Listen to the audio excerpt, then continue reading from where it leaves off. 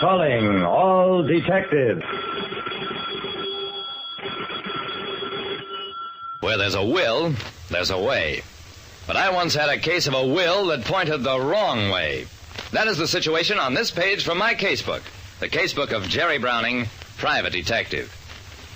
A private detective like me, Jerry Browning, generally knows when somebody is talking through his hat. I saw this hat before I saw its owner.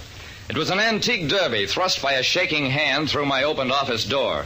I'm Simpson, Mr. Browning, butler to the late Mrs. Thaddeus Morgan. Do you know her name? I'll say I did. Mrs. Thaddeus Morgan was one of those leftovers from the Victorian era. An elderly lady whose fortune had been founded on buying up farmland where skyscrapers were later to be built. Very simple, if you were born long ago enough and with good judgment. I gave Simpson the best chair to sit on, the one that didn't creak. What's your trouble, Mr. Simpson? I worked for Mrs. Morgan 32 years, Mr. Browning. The morning of the day she died, she asked me to witness a document. I assumed it was a new will, though naturally I did not read it. She then asked me to locate her two sons, Mr. Ted and young Richard. Neither of them is married. They both live at home, but were out at the time. Before they could return, it was too late. Mrs. Morgan had passed on. Okay. And what seems to be the trouble? Mr. Browning, I saw Mrs. Morgan put that will under her pillow, and it has not been seen since. Out of loyalty to her memory, I will pay you $500 to recover the will from whomever now has it. When the wealthy Mrs. Thaddeus Morgan died, her butler hired me to recover a missing will.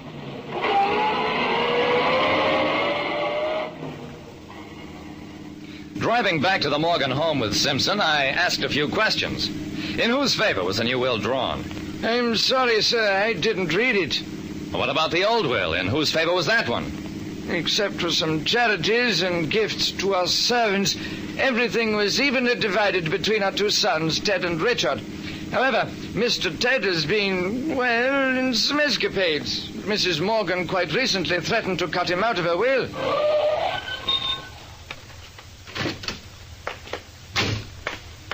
We met Richard Morgan as we entered the house. He was waving a folded piece of paper.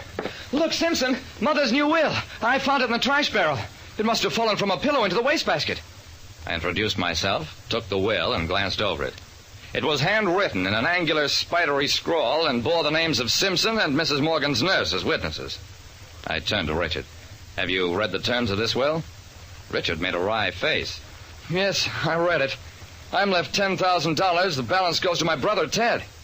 But Simpson told me... I understand your mother didn't approve of Ted. Threatened to disinherit him. Richard shrugged.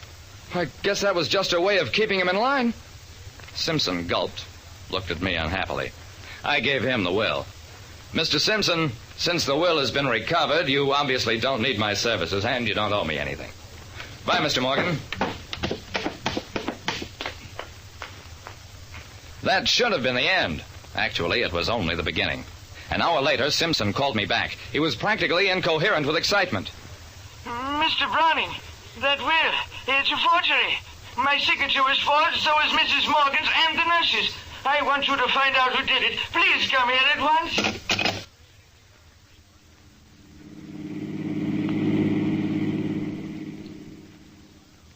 This time, both brothers were at the Morgan house. Ted, the one who stood to gain by the new will, came up to me. Look, Mr. Browning, I don't know what this is all about. I didn't expect to get anything from my mother's will, but if she did leave the money to me, then I intend to defend my right to it. You'll get that chance, Ted. In court.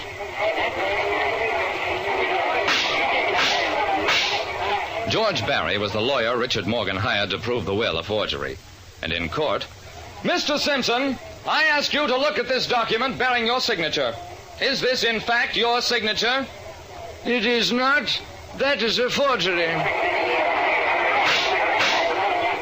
I saw Ted Morgan sitting up front and listening, his face stony as a whole parade of expert witnesses denounced the will as a clumsy forgery. Then the family physician was called to the stand. Doctor, do you believe there was anything strange or suspicious about Mrs. Morgan's death? It was the question everybody had been waiting for. The doctor glared at the lawyer. There certainly was not. Mrs. Morgan's death was the result of a heart condition for which she had been treated over a long period of years. That was the high point of the case, and it turned out to be an anticlimax. Thereafter, the trial droned on to its inevitable conclusion.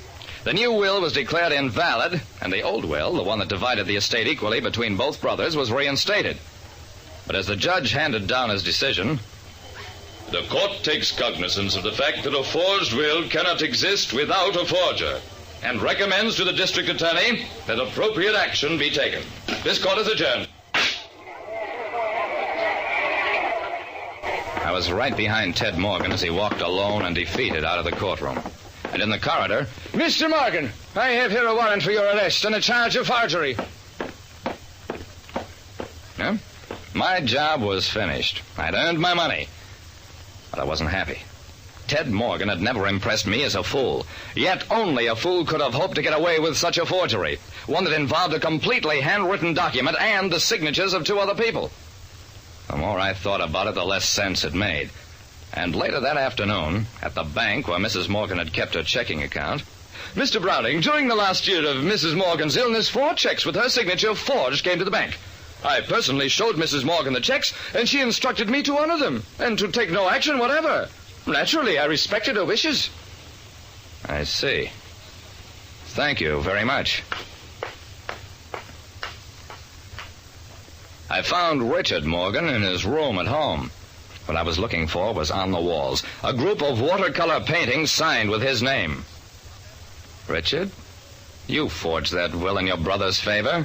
You're an artist, and you could do a fair job of forgery, especially a forgery that you wanted found out. You also forged your mother's signature to checks. She found out and made a new will in Ted's favor. You destroyed that one and made an identical copy of it, knowing that it would be invalidated and your brother arrested. He tried blustering, and when that failed, took a shot at me. He was guilty of the forgeries, of course. The same handwriting experts who denounced the fake will also proved that only Richard could have written it. He was convicted on a long series of counts, forgery, perjury, and wound up with 10 years in which to think things over. Like I said, you can get away with a lot of phony talk. But when you put it on paper, you'd better be careful about whose name you sign. Listen next time to Calling All Detectives. Mystery drama, mystery quiz, and a chance for you to match wits with yours truly, Jerry Browning, Private Detective.